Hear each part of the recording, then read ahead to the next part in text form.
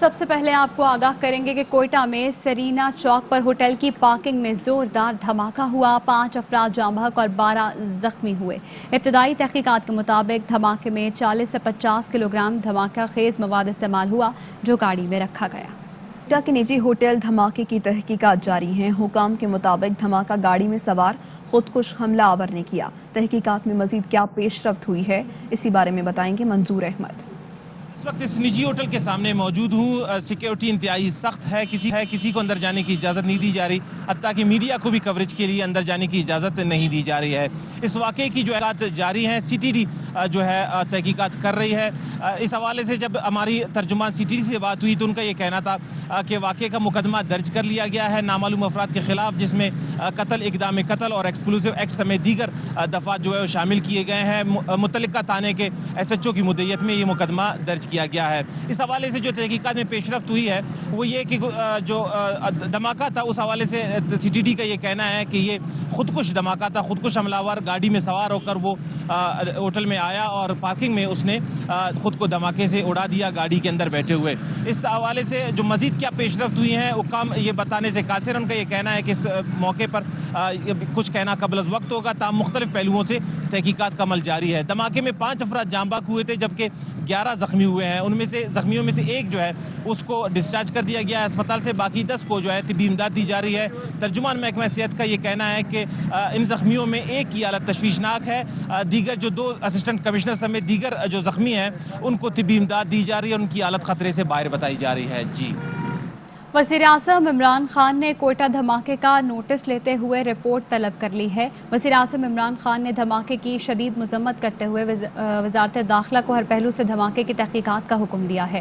وزیر اعظم عمران خان نے اپنے ٹویٹ میں کہا کہ ہماری قوم نے دہشت گردی کو شکست دینے کے لیے بڑی قربانیاں دیں، ہم دہشت گردی کی لعنت کو دوبارہ اٹھنے نہیں دیں گے۔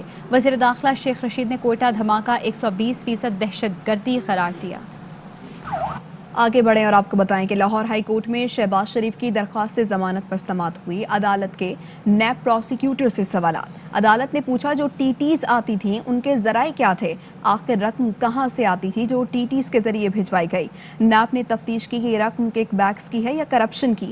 آپ کو چاہیے تھا تفتیش کرتے کہ غیر قانونی ذرائع کیا تھے، ان کے گھر میں آپ کے مطابق کروڑوں آتے تھے تو وہ دیتا کون تھا؟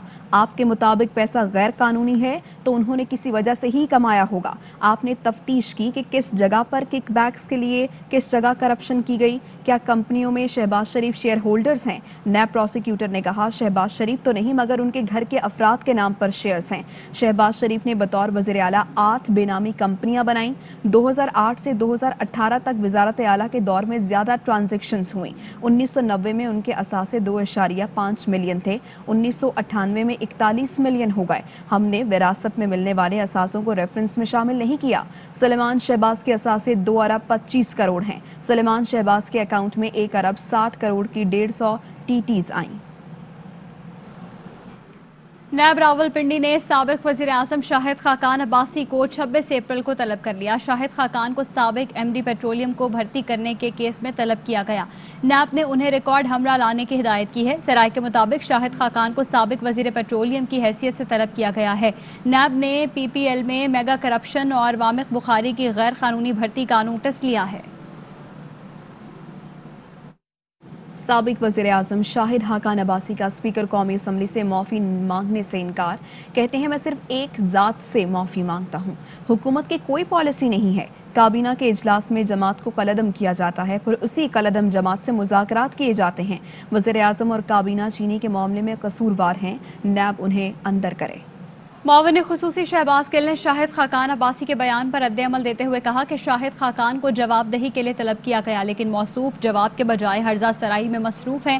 مہنگی LNG معاہدے کر کے قومی خزانے کو اربوں کا چونا لگانے والے سزا کے مستحق ہیں۔ شہباز گل نے کہا نااہل لیگ کے دور میں چینی 140 روپے فی کلو تک پہنچی تھی، اصل آٹا اور چینی چور نااہل لیگ ہے۔ वफाकी वज़ीर इत्तलात और नशरियात फवाद चौधरी ने ट्वीट में कहा, पैनामा से करोना तक झूठ बोलने के फन पर नून लीग ने साबित किया कि वो लासानी है। शाहिर हकान अब्बासी का कहना, दुनिया ने कोरोना पर काबू पा लिया लेकिन हमारे यहाँ बढ़ रहा है।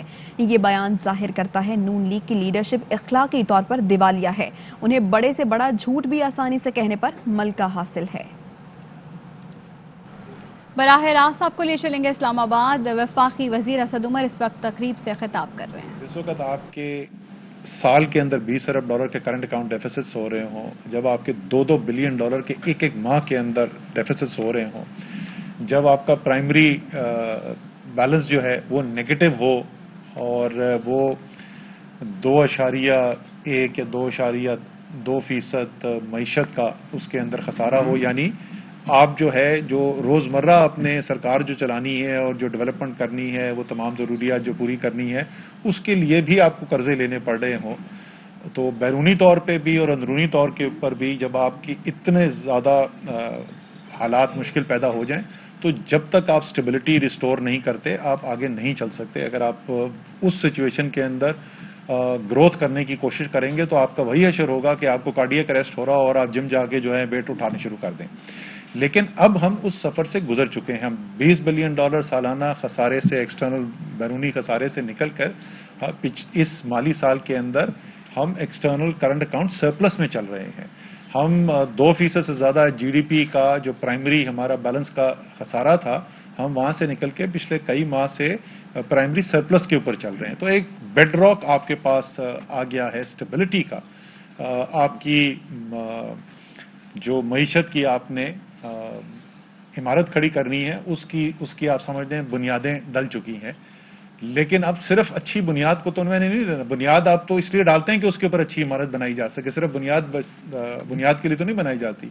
इसी तरीके से macro economic stabilization for the sake of macro economic stabilization, ये तो एंड नहीं है।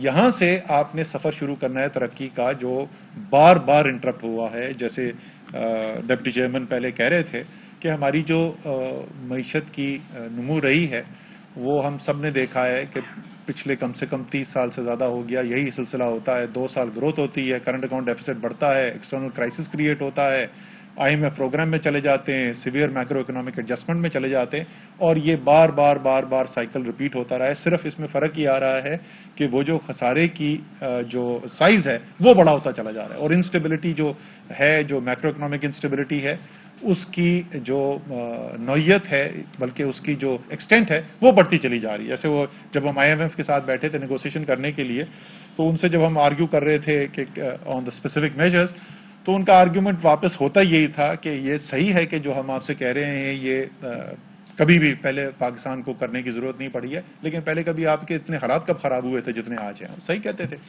सो अब जब कि हम इस पॉइंट पे आ गए हैं, ग्रोथ खुद ब खुद नहीं होती। चले एक टू अ सर्टेन एक्सटेंट तो ग्रोथ जो है उसका एक मोमेंटम होता है, वो हो जाएगी। लेकिन अगर आप वाकई में ग्रोथ की तरफ जाना चाहते हैं तो फिर उसके पीछे कुछ सोच की ज़रूरत है, कोई एक कोहेरेंट पॉलिसी की ज़रूरत है कि हमने ग्रोथ कैसे अचीव करनी है और वो किस किस्म की ग्रोथ होगी। एक तो पहला सवाल ज़ाहिर है ये भी होगा कि कितनी ग्रोथ जो है उसको टारगेट करना चाहिए। लेकिन उससे ज़्यादा अहम मेरे ख्याल में ये लेसर इंपॉर्टेंस का इशू है कि हम ग्रोथ 5% है या 6% है। ज़्यादा इंपॉर्टेंट ये है कि उस ग्रोथ की शरह नमू की नौयत क्या है, क्या वो एक्विटेबल है, क्या मुल्क के जो मुख्तलिफ माशरे के हिस्से हैं, मुल्क के मुख्तलिफ इलाके हैं, क्या सबको उस ग्रोथ का, उस तरक्की का एक जायज़ हिस्सा मिल रहा है, या वो कॉन्सेंट्रेटेड है, एक ख़ास तबका जो है उसकी बेहतरी होती चली जा रही है, और या एक ख़ास इलाका है जिसकी बेहतरी होती चली जा रही है। क्योंकि हमें ये पता है कि ये चीज़ें देर पा नहीं साबित होती। हमने 60s के अंदर देखा, इतना हाई ग्रोथ रेट हुआ और एंड रिजल्ट हमारे पास क्या आया, मुल्क 2 टुकड़े हो गया। इसी तरीके से आपको मुल्क के कई इलाकों के अंदर जो इस वक्त सूरत हाल है, जहाँ पे आप सिक्योरिटी पे इतना पैसा खर्च करेंगे, अगर डेवलपमेंट में कर दें तो उस इलाके की शक्ल बदल जाए, तो हम वहाँ पे पहुँचे। ज़रूर उसके अंदर सियासी एम्पावरमेंट भी उसका एक बहुत बड़ा हिस्सा है, लेकिन उसकी इकोनॉमिक पाए की एक जो एक्विटेबल यानी मुनसिफाना उसका तकसीम है, वो भी एक बहुत बड़ा हिस्सा है। तो अगर आप ڈیرا بگٹی سے گیس نکالیں گے اور اس گیس سے وہ کراچی بھی جائے گی, لاہور بھی جائے گی, اسلام آباد بھی جائے گی, پشاور بھی جائے گی, اور آپ کی جی ڈی پی گروتھ بھی اس سے ہوگی, اور ڈیرا بگٹی والوں کو وہ گیس نہیں ملے گی, تو پھر وہی ہوگا جو ہوا بلوچستان کے اندر. سو ایک تو ایکویٹیبل ہونا بہت ضروری ہے. اچھا, یہ بھی ایک زمانے میں بڑا وہ ایک کنسیڈر کیا جاتا تھا کہ یہ تو نیچرل ٹریڈ آف ہے, آپ کا گروتھ اور ان ایکوالٹی کا ایک ٹریڈ آف ہے جو آپ کو برداشت کرنا پڑتا ہے. آئی ایم فارگیٹنگ وچ کرو دیٹ واز, ڈاکٹر صاحب, بڑا فیمس وہ کرو تھا. ہاں, سو بٹ نا, ہاں, کوزنیٹس کرو.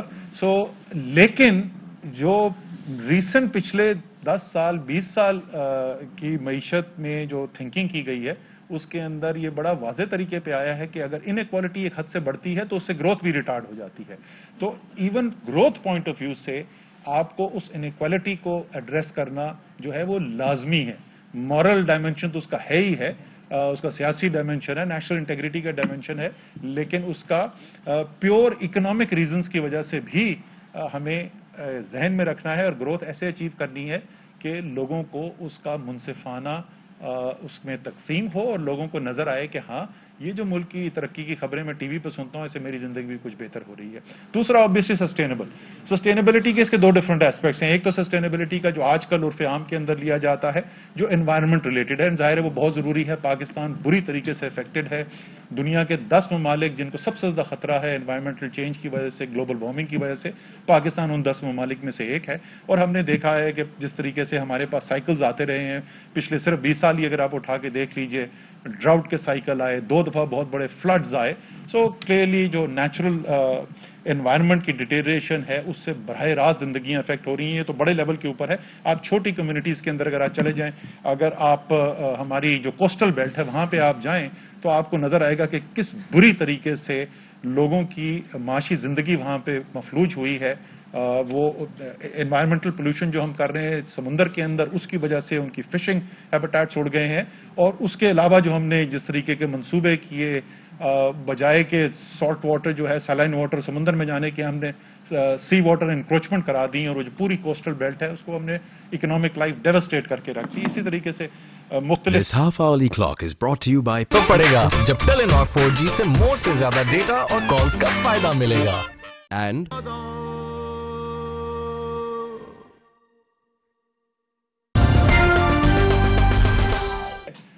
یہ صرف پاکستان نہیں ہے, پوری دنیا کے اندر, اور یہ بڑھتا گیا ہے رجحان جیسے جیسے آگے چلتا گیا ہے, جس کو وہ انگریزی میں کہتے ہیں کہ privatization of gain and socialization of cost. تو جس وقت وہ گروتھ آتی ہے تو وہ گروتھ کا فائدہ تو وہ جس کے پاس شیئرز ہیں اسٹاک مارکیٹ کے اندر, زمین ہے, ایٹسیٹرا ایٹسیٹرا, اس کو بہت پیسہ ملتا ہے. جس وقت ایڈجسٹمنٹ کی باری آتی ہے تو وہ اوور ویلمنگلی برڈن جو ہے ایڈجسٹمنٹ کا جو ہے وہ ان کے اوپر جاتا ہے, جو اس کے بینیفیشریز نہیں تھے اس گروتھ کے جو ہوئی تھی, جس کی وجہ سے وہ انسسٹینیبل گروتھ کی وجہ سے جو مشکل آئی. ظاہر سادہ سی بات ہے, ایکسٹرنل اکاؤنٹ کا ڈیفیسٹ ہوگا, آپ کا روپیہ پھٹے گا, ڈی ویلیویشن ہوگی, ہر چیز مہنگی ہو جائے گی, آپ کا گھی بھی مہنگا ہوگا, آپ کے دالیں بھی مہنگی ہوں گی, وہ بھی ہم بدقسمتی سے امپورٹ کرتے ہیں, ایٹسیٹرا ایٹسیٹرا ایٹسیٹرا. اور اس کے بعد جو چوائسیز بھی پبلک پالیسی کی جاتی ہیں, اور صرف پاکستان نہیں دنیا کے اندر, وی نو ایلیٹ کیپچر جو ہے وہ ریالٹی ہے, وہ پاکستان کے اندر بھی ریالٹی ہے. وی نو کہ ایلیٹ کیپچر ہے ڈیسیشن میکنگ کے اندر, اور اس لیے وہ ایڈجسٹمنٹ کا برڈن بھی جو ہے وہ کمزور ترین طبقے کے اوپر پڑتا ہے. سو یہ بھی پہلو جو ہے وہ بھی ان ایکوالٹی سے ہی یہ والا سسٹینیبلٹی کا, کہ جتنا آپ کی کم ویریشن ہوگی, جتنا آپ کا اسموتھ گروتھ پاتھ ہوگا, اور یہ جو شارپ ایڈجسٹمنٹس نہیں آئیں گی, اتنا یہ ان ایکوالٹی کا جو ہمارا نقصان ہے وہ بھی ہم. وفاقی وزیر اسد عمر سیمینار سے خطاب کر رہے ہیں. انہوں نے کہا کہ پاکستان سمیت 10 ممالک کو گلوبل وارمنگ کی وجہ سے زیادہ خطرہ ہے. انہوں نے کہا کہ معیشت کی عمارت کے لیے بنیادیں ڈل چکی ہیں, اب یہاں سے ترقی کا سفر شروع کرنا ہے. واپس آئیں گے ایک بریک کے بعد.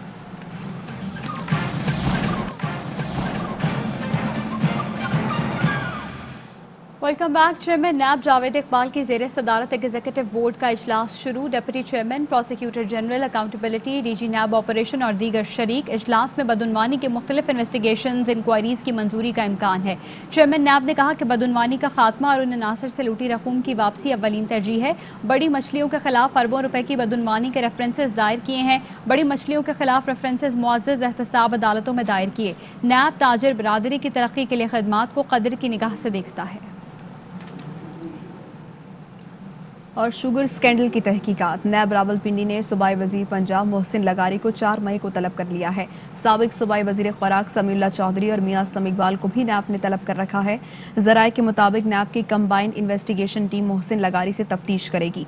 मोहसिन लगारी को 2018-19 में शुगर पर दी गई सब्सिडी का रिकॉर्ड भी लाने की हिदायत की गई है।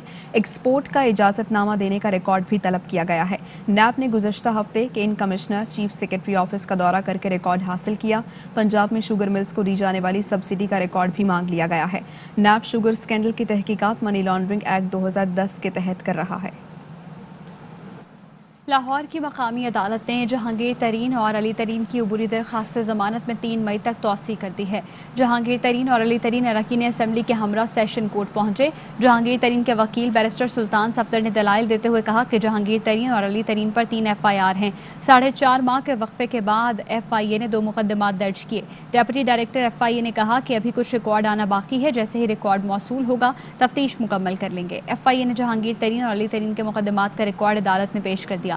इंक्वायरी रिपोर्ट रिकॉर्ड में शामिल न होने पर अदालत ने खुफिया इंक्वायरी रिपोर्ट भी अदालत में पेश करने का हुक्म दे दिया। अदालत ने समाअत 3 मई तक मुलतवी कर दी। जहांगीर तरीन का कहना है कि अफ्तारी से 1 दिन पहले राबता किया गया और यकीन दहानी कराई गई कि आपके ग्रुप की चंद दिन में वज़ीर आज़म से मुलाकात होगी। ठंडी हवा इस्लामाबाद से चली तो हम उसमें रुकावट नहीं बनेंगे। खान साहब से रिश्ता कमज़ोर नहीं होना चाहिए। 1 दिन पहले इस्लामाबाद से कुछ लोगों ने कांटेक्ट किया, यकीन दहानी कराई आपके ग्रुप की मुलाकात प्राइम मिनिस्टर के साथ इसी हफ्ते में या कुछ चंद दिनों में हो जाएगी। और रिक्वेस्ट ये आपसे कि आप इस इफ्तारी को आगे करें। तमाम ग्रुप के लोगों से मशवरा किया कि अगर ये एक ठंडी हवा चली है इस्लामाबाद से, हम इसकी रुकावट ना बने। एक इफ्तारी है उसको हम आगे करते हैं। मेरी और खान साहब की बहुत पुराना रिश्ता है, 10 साल इकट्ठे स्ट्रगल की है, वो ऐसा कमज़ोर नहीं होना चाहिए। इस मामले में मेरा कोई कसूर नहीं है। ये जो FIR इन्होंने बनाई है ये सारी बनावटी FIR है, क्रिमिनल नहीं है, ये फौजदारी नहीं है। ज़्यादा से ज़्यादा अगर किसी को एतराज़ है, बहुत एतराज़ है किसी को, तो ये SCCP के मामले हैं, ये FBR के मामले हैं। नून लीग के दौर में उस वक्त भी पूरी मेरे कारोबार की छानबीन की थी और उन्होंने मुझे कई नोटिस भी भेजे, मगर ये वाला काम जो हुआ है ना, सिविल केस को जो एक कॉर्पोरेट केस है उसको फौजदारी में कर दिया है, ये नून ने नहीं किया। कोई कमेटी में हमसे किसी ने रब्ता नहीं किया, ना हम रब्ता करेंगे। सूबाई वजीर और जहांगीर तरीन के साथी मलिक नौमान लंगड़ियाल कहते हैं कि मुलाकात में वजीर आला उस्मान बुज़दार को सालसी का किरदार अदा करने का कहा। जिस तरह वजीर आला ने रद्द अमल दिया, उम्मीद है कि मामलात जल्द हल हो जाएंगे। मिनिस्टर साहब से मेरी मुलाकात हुई है और उन्होंने ये कहा कि इसमें कोई शक नहीं कि जहांगीर खान तरीन साहब की बहुत ज़्यादा खिदमात है PTI के लिए। तो मैंने कहा कि आप हमारे वजीर आला हैं, आप अगर बीच में रोल प्ले करें तो इंशाअल्लाह ताला ये क्रेडिट भी आपको मिलेगा और ये मामला भी हमारा बड़ा आसानी से हल हो जाएगा, क्योंकि इससे आगे ना हमने कोई सोचा है और ना ही इससे आगे हमारा कोई इरादा है। तो मैं समझता हूँ कि जिस तरह CM साहब ने यकीन दहानी करवाई है, ये मामला इंशाअल्लाह अनकरीब हल होगा। वज़ीर आला पंजाब उस्मान बुज़दार से वफाकी वज़ीर गुलाम सरवर खान की मुलाकात हुई है और इस मुलाकात में कोयटा धमाके की मजम्मत की गई। कीमती जानों के ज़िया पर अफसोस का इजहार किया गया। वज़ीर आला पंजाब कहते हैं दुश्मन मुल्क में अदम इस्तेहकाम पैदा करना चाहता है। कौम की ताईद और हिमायत से दुश्मन के मज़मूम अज़ाइम नाकाम बनाएंगे। कौम और सिक्योरिटी इदारों ने अमन के लिए लाजवाल कुर्बानियाँ दी। बुज़दिल दुश्मन बहादुर कौम के पुख्ता अज़्म को मुतज़लज़ल नहीं कर सकता। खिदमत के सफ़र के सामने इंतशार की सियासत अपनी मौत आप मर चुकी। अफरा तफरी की सियासत का जवाब आवाम की खिदमत से दिया है। मनफी सियासत को 22 करोड़ आवाम मुस्तरद कर चुके हैं। पे दर पे नाकामियों के बाद मुखालिफिन को नविश्ता दीवार पर पढ़ लेना चाहिए।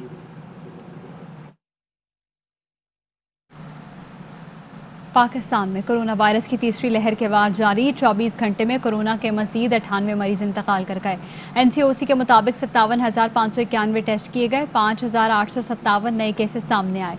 मस्बत केसेस की शरह 10.16% रही। मुल्क में कोरोना के फाल केसेस की तादाद 84,935 हो गई। NCOC के मुताबिक गुजरांवाला में कोरोना के लिए मुख्तस 88%, मुल्तान में 85% और लाहौर में 82% वेंटिलेटर ज़ेर इस्तेमाल हैं। मर्दान में कोरोना के लिए मुख्तस 100% वेंटिलेटर ज़ेर इस्तेमाल हैं।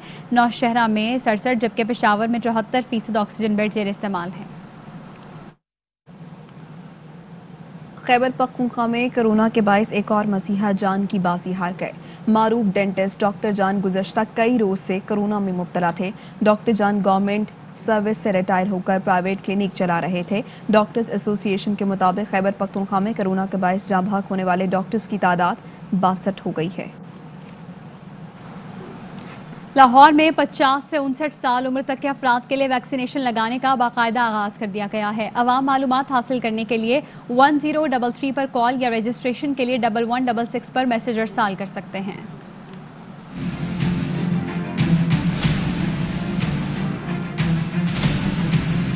लाहौर समेत पंजाब के 50 से 59 साल उम्र तक के अफराद के लिए वैक्सीनेशन का बाकायदा आगाज कर दिया गया। सेक्रेटरी हेल्थ केयर सारा असलम का कहना है कि इस उम्र के अफराद जल्द अज जल्द वैक्सीन लगवाएं।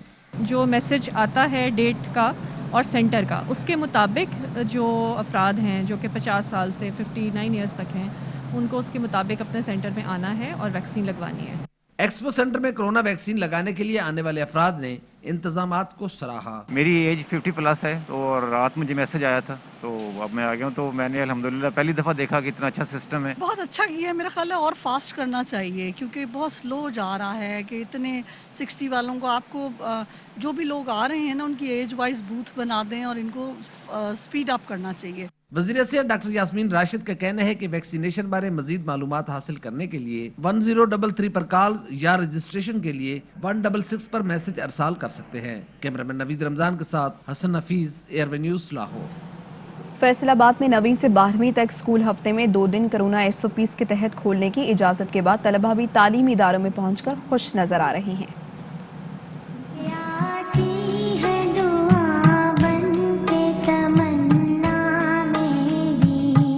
पंजाब हुकूमत की जानब से कोरोना SOPs के तहत 9वीं से 12वीं जमात तक स्कूल्स खुलने की इजाज़त दी गई है। इन जमातों के तलबा और तालबात हफ्ते में 2 दिन स्कूल्स में तालीम हासिल कर सकेंगे। हमने SOP जो है उसको फॉलो करें। अब तो बच्चे भी जो बहुत यानी इस बात से बहुत ही कॉन्शियस हैं कि कोरोना जो है वो फैल रहा है। पढ़ाई दोबारा शुरू होने और दोस्तों से मुलाकात करके बच्चे खुश नजर आए। तालीम का जो हमारा नुकसान हुआ है छुट्टियों में वो पूरा करेंगे और इम्तिहान की तैयारी बहुत अच्छी हो रही है। स्कूल खुले तो हमें बहुत अच्छा लग रहा है। घर में पढ़ाई अच्छी नहीं हो रही थी और स्कूल में आकर पढ़ाई अच्छी हो रही है। उस्ताद कराम हमें अच्छी तरह पढ़ाते हैं। बच्चे मास्क पहने, मुनासिब फासला रखने के साथ हैंड सैनिटाइजर इस्तेमाल करें तो पढ़ाई के साथ साथ कोरोना वायरस से बचाव मुमकिन बनाया जा सकता है। स्कूल्स के तमाम बच्चों को कोरोना वायरस से बचाने के लिए हुकूमत को बेहतर हिकमत अमली अपनाना होगी ताकि बच्चे मूजी वायरस से बचाव के साथ साथ अपनी पढ़ाई भी जारी रख सकें। कैमरामैन मोहम्मद मुनीर के साथ मोहम्मद काशिफ, ARY न्यूज़ फैसलाबाद। अभी आपको यह हम खबर देंगे कि शहबाज शरीफ की जमानत मंजूर कर ली गई है। आबिद खान हमारे नुमाइंदे हमें तफसीलात से आगाह करेंगे। आबिद, आगाह कीजिएगा। जी बिल्कुल जी, लाहौर हाईकोर्ट के 3 रुकनी बेंच ने आमद जजायद असासजात केस में शहबाज शरीफ की जो दरख्वास्त जमानत है उसे मंजूर कर लिया है। ये 3 रुकनी बेंच जो है वो चीफ जस्टिस लाहौर हाईकोर्ट की जानिब से जो है वो नामजद किया गया था ताकि डिवीजन बेंच के जो इख्तलाफी फैसला था उस पर फैसला करे। आज जो है वो अदालत ने तफसीली आर्गूमेंट सुनने के बाद जो है वो शहबाज शरीफ की जमानत मंजूर कर ली है। जस्टिस अली वाकर नजफी की सरबराही में 3 रुकनी बेंच था। अदालत ने करार दिया कि हम मुत्तफिका तौर पर शहबाज शरीफ की जो जमानत है उसे मंजूर करते हैं। आज नायब प्रोसिक्यूटर ने अदालत में अपने दलाइल दिए। उनका ये कहना था कि शहबाज शरीफ के अपने नाम पर टीटीज नहीं आई मगर उनके जो खानदान है, जो है घराना है, उनके अफराद के नाम पर टीटीज आई। हमने उन्हें बार बार तलब किया मगर वो पेश नहीं हुए बल्कि एब्सकॉन्डर हो गए। अब जो है वो शहबाज शरीफ इस केस के मरकजी मुल्जिम है क्योंकि उनके अवामी ओहदे की वजारत आला के दौर में ही ये ट्रांजेक्शन हुई। करोड़ों रुपए की जो है वो बाईस चीटियां आई और जाकर इनके खानदान के अफराद में तकसीम हुई और इसमें शहबाज शरीफ अपना हिस्सा भी वसूल करते रहे। शहबाज शरीफ के जो वकील थे उनका ये कहना था कि अभी तक कोई ऐसा गवाह, कोई ऐसा सबूत मौजूद नहीं जो शहबाज शरीफ को जो है इस मामले में मुलव्विस साबित करे। इस मौके पर जो है वो नायब प्रोसिक्यूटर ने जस्टिस असद जावेद गुराल का फैसला पढ़कर अदालत में सुनाया, जबकि जो आजम नजीर तारल है उन्होंने जस्टिस सरफराज डोगर का फैसला पढ़कर सुनाया। चूंकि जस्टिस सरफराज डोगर ने शहबाज शरीफ की दरख्वास्त जमानत मंजूर कर ली थी और जस्टिस असद गुराल ने जो है वो शहबाज शरीफ की जमानत मुस्तरद की थी। अदालत ने जो है वो तफसीली आर्गूमेंट सुनने के बाद अब जो है वो शहबाज शरीफ की जमानत मंजूर कर लिया और वो जस्टिस सरफराज डोगर का फैसला है जमानत मंजूर करने का, अब वो प्रिवेल करेगा और 3 रुकनी बेंच का जो है वो जिसको रेफरी बेंच के तौर पर हम ये नामजद कर सकते हैं, जज के तौर पर चीफ जस्टिस ने नामजद किया था, उन्होंने शहबाज शरीफ को अब जमानत पर रिहा करने के अहकाम जारी कर दिए हैं। तो ये रिहाई का जो अमल है कब शुरू होगा, कब तक उन्हें रिहा किया जाएगा? जी अब तो चूंकि अभी तो सिर्फ अदालत में अनाउंस हुआ है कि शहबाज शरीफ की जमानत मंजूर की जाती है। अब इस हवाले से जो तफसीली उनका अदालत का फैसला आएगा, फैसला आने के बाद जो है वो ही जो है वो स्टैंड करेंगे 50-50 लाख के मुचल के, और वो 50 लाख के मुचल के जमा होने के बाद ट्रायल कोर्ट में शहबाज शरीफ की रिहाई का अमल जो है वो जो है वो मुकम्मल किया जाएगा। ताहम आज जो 3 रुकनी बेंच था उसने जस्टिस सरफराज डोगर का जो ऑर्डर था, जो जिसमें जमानत मंजूरी का ऑर्डर था, उसको अदालत ने जो है वो सेकंड की, और 3 रुकनी बेंच ने भी इस जमानत बिल्कुल मुत्तफ़िक़ा तौर पर मंजूर की है। और आबिद जरा ये बताइएगा कि क्या तहरीरी फैसला भी आज ही जारी होने का इम्कान है? आबिद खान हमारे नुमाइंदे हमें आगाह कर रहे थे, लाहौर हाई कोर्ट ने मुत्तफ़िक़ा तौर पर शहबाज शरीफ की ज़मानत मंजूर कर ली है। इससे पहले जब उनकी दरख्वास्त ज़मानत मंजूर की गई थी तो ये मामला खटाई में पड़ गया था, जिसके बाद रेफरी बेंच बनाया गया। ये 3 रुकनी बेंच था जिसने आज समाअत की और समाअत में मुत्तफ़िक़ा तौर पर शहबाज शरीफ की ज़मानत मंजूर कर ली गई है। और अभी बताया यही जा रहा है कि तहरीरी फ़ैसला आएगा, उसके बाद उन्हें रिहाई दी जाएगी। तो लाहौर हाई कोर्ट में शहबाज शरीफ की दरख्वास्त ज़मानत पर आज समाअत हुई और 3 रुकनी बेंच था, ये रेफरी बेंच था जो तश्कील दिया गया ताकि जो मामला खटाई में पड़ गया था शहबाज शरीफ की ज़मानत का, उसको हल किया जा सके। एक जज ने इख्तलाफ किया था और एक जज ने दरख्वास्त ज़मानत मंजूर कर ली थी, और उसके बाद अब ये मामला जो है वो रेफरी बेंच के पास गया और समाअत हुई, और समाअत में आज मुत्तफ़िक़ा तौर पर शहबाज शरीफ की ज़मानत मंजूर कर ली गई है। तो लाहौर हाई कोर्ट के 2 रुकनी बेंच ने 13 अप्रैल को शहबाज शरीफ को आमदन से ज़ायद असासों के केस में जमानत पर रिहा करने का फैसला दिया था, और 14 अप्रैल को मुख्तसर फैसला सामने आने पर हुक्मनामे पर सिर्फ जस्टिस मोहम्मद सरफराज डोगर के दस्तखत मौजूद थे, जबकि जस्टिस असद गुराल की जानिब से दस्तखत नहीं किए गए थे और इख्तलाफी नोट सामने आया था। आबिद खान एक दफ़ा फिर से हमें ज्वाइन करें। आबिद जरा बताइएगा तहरीरी फैसला कब तक जारी हो जाएगा, क्या आज ही जारी होने का इम्कान है? जी बिल्कुल जी, चूँकि इस हवाले से तमाम तर जो मेरिट डीमेरिट तमाम तर नुकात जो है वो हाई कोर्ट के डिवीजन बेंच में डिस्कस हो चुके हैं।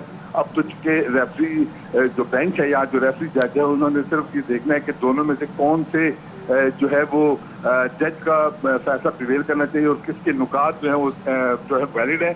इस पर जस्टिस सरफराज डोगर के हवाले से जो है उनका जो बेल ग्रांट करने का फैसला था उसे अदालत ने मुत्तफ़िक़ा तौर पर मंजूर कर लिया है, और जस्टिस अली बाकर नजवी ने अदालत में ये ऐलान किया कि तमाम बेंच की जो अरकान है उन्होंने मुत्तफ़िक़ा तौर पर शहबाज शरीफ की जमानत मंजूर की। अब देखनी है कि तहरीरी फैसले के हवाले से अदालत क्या अहकाम वर्बली जो है आज कोर्ट के अंदर अदालत ने अहकाम जारी कर दिए हैं कि वो शहबाज शरीफ का मुत्तफ़िक़ा तौर पर फैसला मंजूर करते हैं। आज जब केस की समाअत शुरू हुई तो नायब प्रोसिक्यूटर ने आज अपने दलाइल देने थे। नायब प्रोसिक्यूटर सैयद फैसल बुखारी ने मुख्तलिफ औकात में इस तरह शहबाज शरीफ फैमिली के नाम पर पाए थे टीटीज आई और जितना जायदादें बनी वो तमाम तक तफसील अदालत में पेश की। कहीं कहना था कि 2005 तक कोई टीटी नहीं आई थी, लिहाजा 2005 तक हमने किसी भी किस्म का जो है इनके असासे जो उससे पहले मौजूद थे उसको हमने रेफरेंस में शामिल नहीं किया था। हम 2005 के बाद जब टीटी आना शुरू हुई उसके बाद के जितने भी असासे बने हैं इनके वो सब के सब असासे हमने रेफरेंस में शामिल किया। आज तक शहबाज शरीफ और उनकी फैमिली ये नहीं बता सकी कि चीज़ कौन भिजवा रहा है, कहाँ से भिजवा रहा है और किस वजह से भिजवाई जा रही हैं। अदालत ने भी इस्तफसार किया कि क्या नैब ने इस नुक्ते पर तफ्तीश की कि आखिर ये पैसे कौन और किस वजह से दे रहा है, क्या कोई किक्स बैक दिए गए हैं, क्या कोई करप्शन की रकम है, इस हवाले से क्या नैब ने कोई तफ्तीश की। यानी इस आस्पेक्ट पर उस पर जो है वो जो शहबाज शरीफ के वकील थे अमजद नजीर अमजद परवेज, उनका ये कहना था कि ऐसी कोई बात नहीं, पूरे रेफरेंस में कहीं भी ये नहीं बताया गया कि शहबाज शरीफ ने किस मौके पर किक बैक ली जिसकी रकम से ये चीटियाँ पाकिस्तान में आई। उनका ये कहना था कि ये बिल्कुल एक तखयलाती जो है वो नैब ने अपनी एक रेफरेंस बनाया है जिसका कोई भी हकीकत से ताल्लुक नहीं। इस पर अदालत ने जो है वो ये करार दिया कि नैब को जो है बहुत सारे मामला को इन्वेस्टिगेट करना चाहिए था ताहम जो नया प्रोसिक्यूटर था उसका ये कहना था कि हमारा काम जो है, हमारा जो रेफरेंस है वो आमदन से ज़ायद असासे है, मिस यूज ऑफ अथॉरिटीज नहीं है। उनका ये कहना था कि जब 1990 से लेकर 2018 तक जितने भी इनके असासे बने उन सब की जो है वो जराए पूछने की हमने कोशिश की, मगर उनके जराए आज तक शहबाज शरीफ और उनकी फैमिली नहीं बता सकी। जिनको कॉल अप नोटिस जारी किया वो सब के सब मुल्क छोड़ गए, सिवाय हमजा शहबाज के किसी ने भी जो है वो इन्वेस्टिगेशन ज्वाइन नहीं की और अब तमाम के तमाम मफरूर हैं। उनका ये भी कहना था कि हमजा शहबाज ने जब मेंबर सूबाई असेंबली बने तो उनके नाम पर भी जो चीटियां आ रही थी वो चीटियां आनियां बंद होगी। इसका मतलब है कि जो अवामी होता रखते थे उनके नाम पर चीटियां जो है वो यहाँ नहीं भिजवाई जाती थी। शहबाज शरीफ के वकील का ये कहना था कि उन्हें जो है अभी तक वो नहीं किया गया, प्रोडक्शन आर्डर जारी नहीं किए जा रहे। वो इस वक्त कैंसर सर्वाइवर हैं, अपोजिशन लीडर हैं और इस वक्त जो है उनका कानूनी हक है कि उनको जो है प्रोडक्शन आर्डर जारी किया जाए। सेनेट इलेक्शन के अलावा कभी भी उनको नहीं बुलाया गया क्योंकि इस वजीर आजम ने कैटेगोरिकली ये कह दिया था कि शहबाज शरीफ का प्रोडक्शन आर्डर जारी नहीं करने, जो कि आइन की खिलाफ वर्जी है क्योंकि ये एक आइनी हक है उनका। इस मौके पर जो है वो नए प्रोसिक्यूटर और शहबाज शरीफ के जो वकील हैं इनके आपस में मुख्तलिफ मौके पर जो है वो तल्ख कलामी और तुंद तेज जुमलों का तबादला भी होता रहा। जब स्टार्ट में नए प्रोसिक्यूटर ने ये कहा कि आजम नजीर तारड़ ने जब पहले बेंच के हवाले से ये कहा था कि बेंच ने ओपन कोर्ट में फैसला अनाउंस करने के बाद 3 दिन के बाद उस जो है वो उस अनाउंसमेंट के बाद जो है उसको बदल दिया। उनके 27 साल वकालत में ऐसा नहीं हो तो नया प्रोसिक्यूटर के कहना था कि तौहीन आमेज जुमले हैं और इनको वापस लेना चाहिए। इस पर आजम नजीर तारड़ का कहना था कि वो अपने जुमलों के साथ, अपने बयान के साथ जो है स्टैंड करते हैं क्योंकि वाकई ऐसा कभी भी नहीं हुआ। इस मौके पर अदालत ठीक है, आबिद हमारे साथ ही रहेगा। राशिद हबीब ने भी हमें ज्वाइन किया है, उनसे उस हवाले से बात करेंगे। अभी आपको बता रहे हैं कि लाहौर हाई कोर्ट ने मुतफ़िक़ा तौर पर शहबाज शरीफ की ज़मानत मंजूर कर ली है। तफसीलन आबिद खान ने इस मुतालिक आगाह किया, बहुत शुक्रिया। खबर आपको दें, जस्टिस काजी फाइज ईसा केस से मुतालिक तो सुप्रीम कोर्ट के जजेस में इख्तलाफ सामने आया है। क्या इख्तलाफ सामने आया है, राशिद हबीब हमें आगाह करेंगे, कहिएगा राशिद।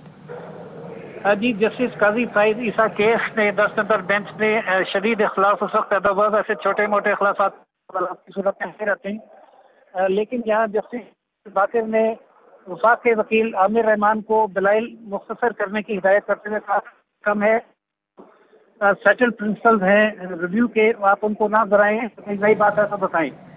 इसके पर जस्टिस मुनीब अख्तर ने मुदाखलत की और अटॉर्नी जनरल से कहा कि आप अपना पूरा टाइम जो लेना चाहते हैं लें और तफसील से दलाइल दें, जिस पर जस्टिस मकबूल बाकर गुस्से में आए और उन्होंने कहा कि ये मैं सिर्फ वन साइडेड बात नहीं कर रहा, हमने दूसरी साइड को जस्टिस काजी फाइज ईसा साहब को भी कम अज़ कम 40 मरतबा ये कहा कि वो मुख्तसर रहें और टू द पॉइंट रहें, यही बात मैं इन्हें कर रहा हूँ। इस बात को मद्देनजर रखा जाए कि हमारे एक साथी ने रिटायर होना है, लेकिन जस्टिस मुनीब अख्तर ने वहाँ उनकी जस्टिस मकबूल बाकर की बात को इग्नोर करते हुए एक और सवाल कर दिया और उसका जवाब देने के लिए ठीक है, राशिद हमें इस समात से मुतालिक बता रहे हैं, जस्टिस काजी फाइज ईसा के सुप्रीम कोर्ट के जजेस में इख्तलाफ सामने आया है। एक जज की बेंच से उठकर जाने की धमकी जिस पर तल्ख कलामी भी हुई। जस्टिस सज्जाद अली शाह की जानिब से कहा गया कि आमिर रहमान के लिए या वक्त मुकर्रर करें या दलाइल पूरे करने दें। साथ ही साथ उन्होंने कहा कि बार बार वकील को टोकते रहे तो मैं यहाँ से उठकर चला जाऊंगा, और जस्टिस मकबूल बाकर ने कहा उठकर तो मैं भी जा सकता हूँ। न्यूज़ स्टूडियो से फिल वक्त इतना ही। मजीद खबरों और अपडेट्स के लिए विजिट कीजिए हमारी वेबसाइट ARYnews.tv और देखते रहिए ARY न्यूज़।